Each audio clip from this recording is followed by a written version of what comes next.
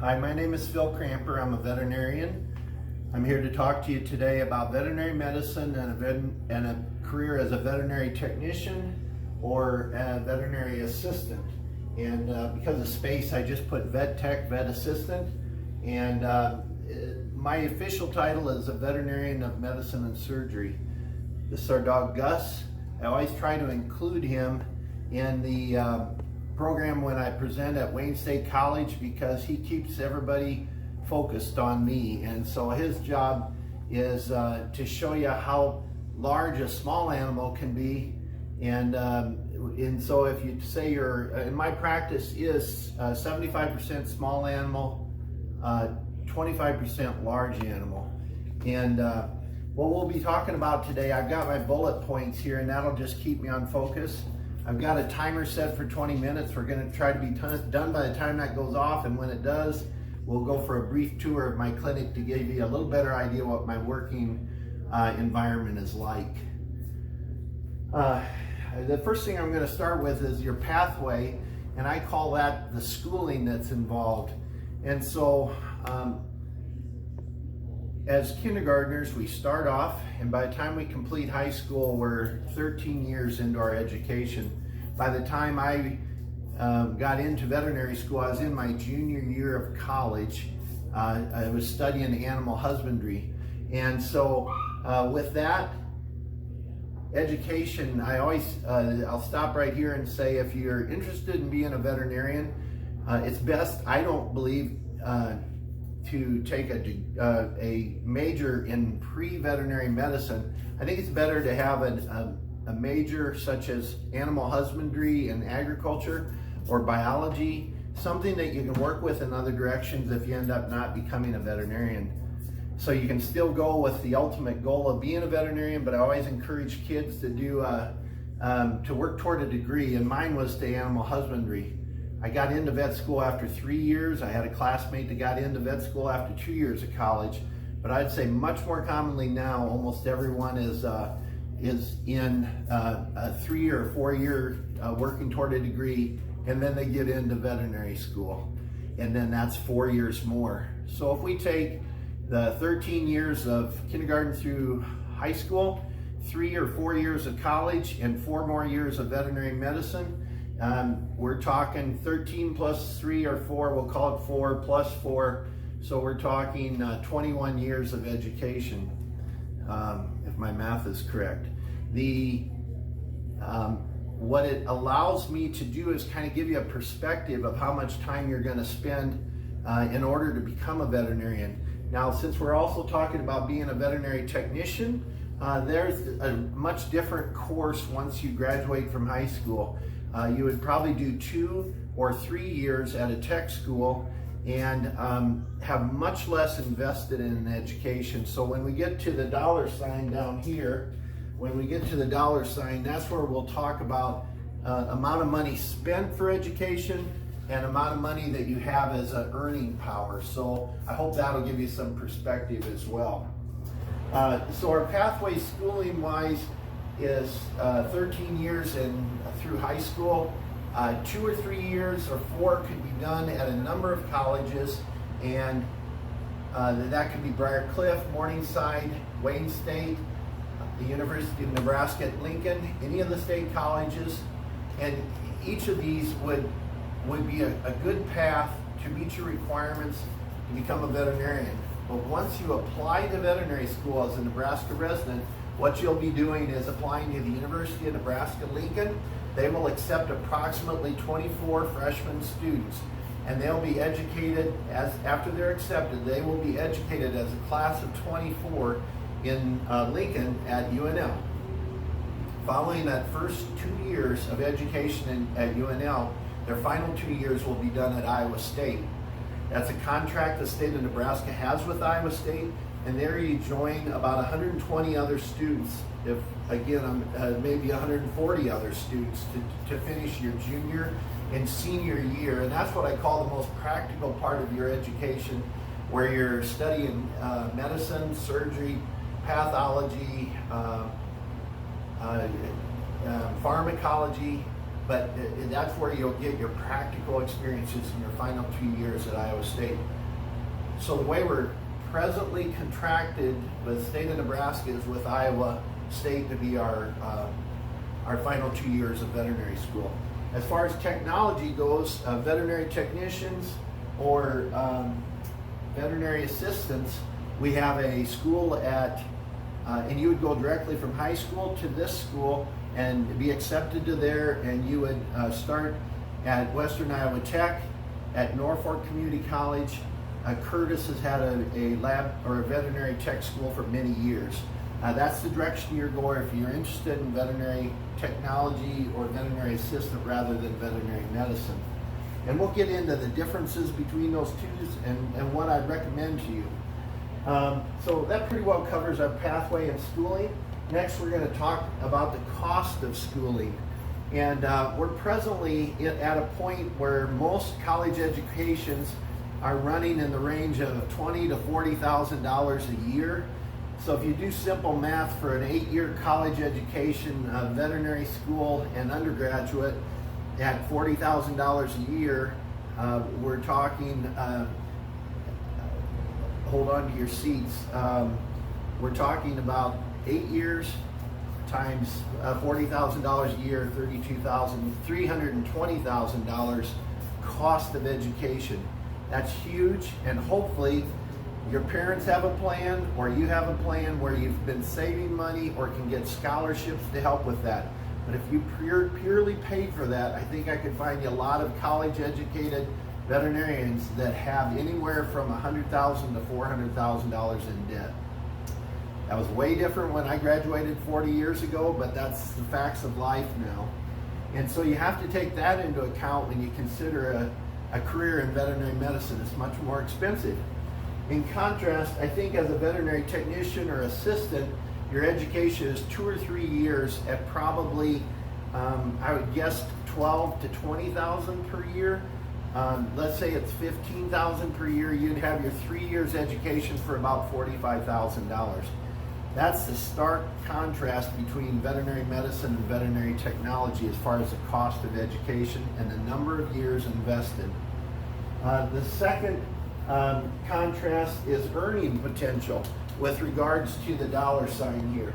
With earning potential, I believe we could pretty safely say on the veterinary medicine side, most starting veterinarians are probably in the earning range of $60,000 to $75,000 per year starting out. It's not usually done on an hourly basis. It's done as a contract that you're going to work this many days a week, this many weeks of the year, and if you're not going out on your own, which we'll talk about a little bit there, it would be, I think probably you'd have the earning potential of signing a contract for $60,000 to $80,000 a year. Having done that, even figuring in your expenses, you can see how long it might be before you can actually earn back your cost of education. Veterinary technician, in contrast, they don't sign a year-long contract paid so much annually. It's more by the hour. And you'd figure probably a 40-hour work week. I think they have the earning potential to be somewhere between $15,000 and $20 per hour. And you can do the math as to what a 40-hour work week, 4 of those a month, would earn you potential per month. But I think $15 to $20 per hour would be what you could expect to earn. And that has come up a lot in the last few years. I believe that's really changed some. Gus is back to remind me to get to the part about the good, the bad, and the ugly. And this is just simply talking about what's fun about veterinary medicine, what's not so fun about veterinary medicine, and what you have to have a certain amount of sense of humor, and that's why I call it the ugly. There's stuff that happens that makes life interesting, but it can be pretty time-consuming and physically very tough. So just to get into the ugly a little bit, I think everybody would agree, going out in the middle of the night to deliver a calf, the calf is dead, it stinks, the cow can't get up, you spend 4 hours delivering this calf by C-section, And I would not want to do that more than once a year, and that's about what it averages out to. As far as the good goes, everybody loves to work with animals. I love to work with animals. I also like to work with people. So when I get a chance to have a career that every day I work with animals, a lot of times it's puppies or kittens or cute dogs that can do tricks. That's the good part. I love working with animals, and I love seeing people every day. I find it very interesting. However, the bad is, there's one thing I can think of. You don't really control your hours very well. Maybe if you're in a practice with 5 other veterinarians, you all take turn taking call one day a week, and somebody else rotates on weekends. But for myself personally, it's really 365 day a year job, unless I'm on a vacation where I can't get back to help somebody. You get a lot of calls after hours. There's usually long hours. 8 to 5:30 is what we do here at our clinic, and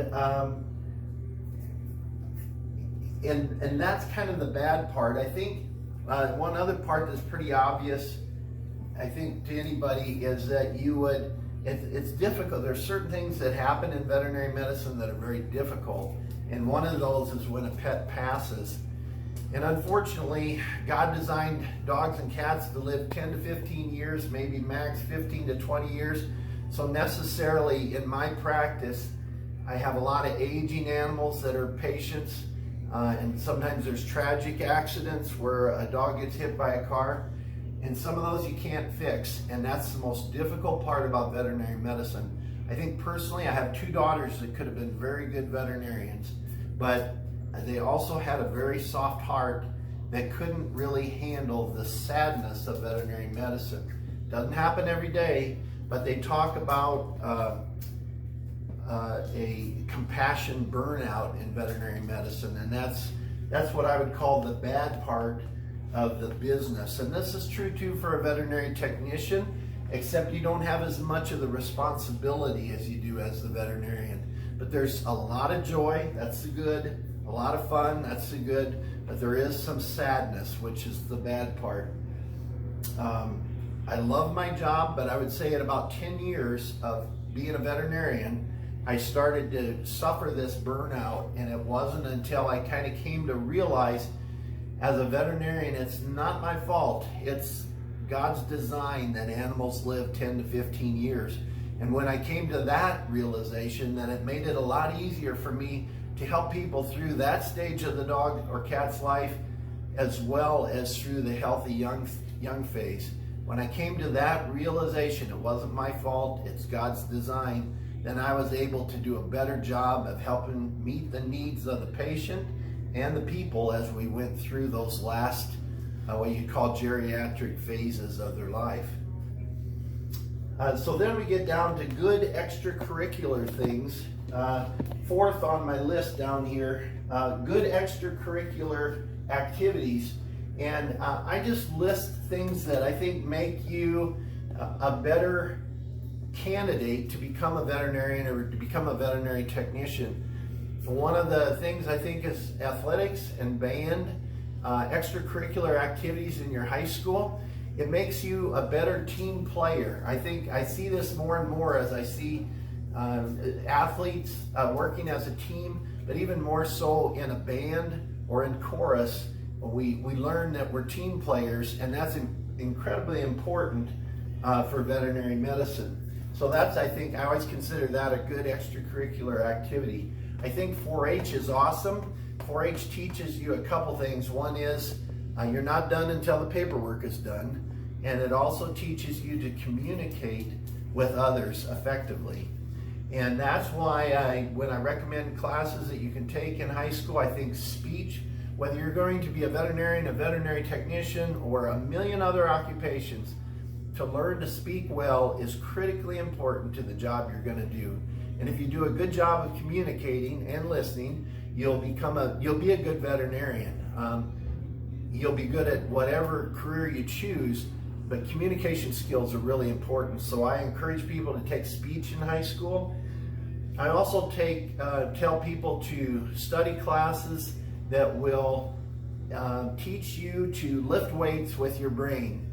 And those would be classes such as physics, calculus, chemistry, the math and other sciences that teach you to be smarter, and it's by lifting weights with your brain. I tell students, if you want to be a good athlete, you lift weights to make your body stronger. If you want to be a smart person, you lift weights with your brain. So I really encourage kids, students in high school, you guys are sophomores, to take challenging classes and do well in them. That's really important. I think we'll go to final thoughts, and I expect, I'm going to see how much time I have left here. I expect that in a few minutes here we'll be going for a brief tour, and we have about 5 minutes to go here about final thoughts. One of those is that at some point you will be applying to veterinary school or applying to get into a degree, to get a degree in veterinary technician or assistant, and it's really important that you have good grades. That's one of the first things anybody studying your resume is going to look at, is how you did in classes in college. And for that reason, I always encourage students, you guys are sophomores, in 2 more years, if you remember one thing I told you today, remember that when you get to college in August and September of your freshman year of college, to study hard the first few weeks of your college career. If you study hard and build a strong foundation, it's really important to have a good foundation for the education you hope to achieve. And I practiced that when I went to college. I see a lot of people that go and they're free for the first time, they make their own decisions, have a lot of fun, but don't build a good foundation. And 3 weeks into your college career is not a time to say, hey, I got to get studying. So when you get to your first few days of college, 2 years from now, I'd ask you to think back to what I said, build a good foundation. Sometimes there's a real change in the direction, how challenging it is for you. When I had graduated in 1980 from veterinary school. I started my college career in 1973. There were not very few calculators then. I did my math with a slide rule for one test. But on the first test I took in physics with about 150 students in the auditorium, it was a 20-point test, and I looked to the guy to my right, he had a 20. I looked to the girl to my left, she had a 20. I looked down at the guy in front of me, and he had a 20, and I had a 10. And I thought, okay, this is going to be a dogfight. It's going to be tough because these guys are all smart. And so I worked hard and was able to get into vet school. I love my career. I expect you guys would love it as well. It's that compassion burnout that might be the toughest thing for you. This is a point in my talk when I do it in person. I usually ask questions. I think what I'd like to do is tell you one brief story, and then we'll do a quick walkthrough of the clinic, and you kind of see my work environment. One time, many years ago, I had a client that had an iguana, and the iguana's name was Ralph. And Ralph was about this long with his tail, this long without his tail, and Ralph had a huge belly. And his owner was concerned that he seemed to eat okay, but Ralph the iguana was getting bigger and bigger in his abdomen. I've learned since then that when I don't know what to do, and it's a species I don't know very much about, to call one of my classmates that is good at that, but I didn't think of that then. So we tried some vitamins, we tried this, but really Ralph got no better, kept getting bigger and bigger. It turned out that I made a very bad assumption the first day Ralph came in, and that was that his owner would know what sex Ralph was. And it turned out that Ralph was really a girl, and he was full of eggs. And so when he laid eggs, the mystery was solved. There was nothing wrong with Ralph. He was simply full of 32 iguana eggs. And so what that teaches me, I've learned it over and over again, not to make assumptions when someone tells you something. If they say to me now, my dog hurt his elbow, I always look at his toenails to make sure he didn't break a toenail. Or if they tell me my dog's been vomiting, I'm always careful to make sure that he isn't coughing up something instead of vomiting. So you can't make assumptions. So if someone ever brings in an iguana named Ralph to you, ask them if they know the difference between a male and a female iguana. Having said that, we will go for a little tour of the clinic, and I'll give you, I think in 5 minutes, we'll show you the rest of our presentation here.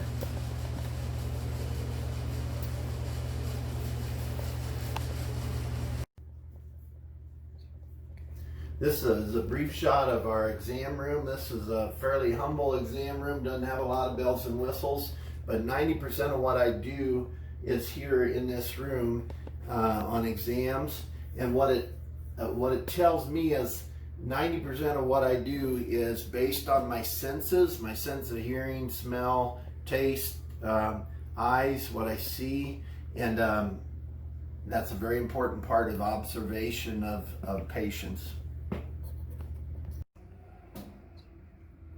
This is our surgery room. A dog or a cat would lay on this table at the side slant, so it keeps them balanced with their abdomen up, usually for spays or neuters.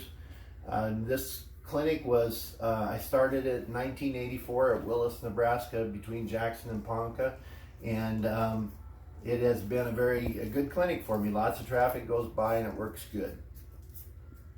Stay. Stay. Okay. I think you all saw Gus earlier in the presentation. I want you to guess how much he weighs, and we'll weigh him here on our scales. Okay, get on the scales. Good boy. Good boy. 171.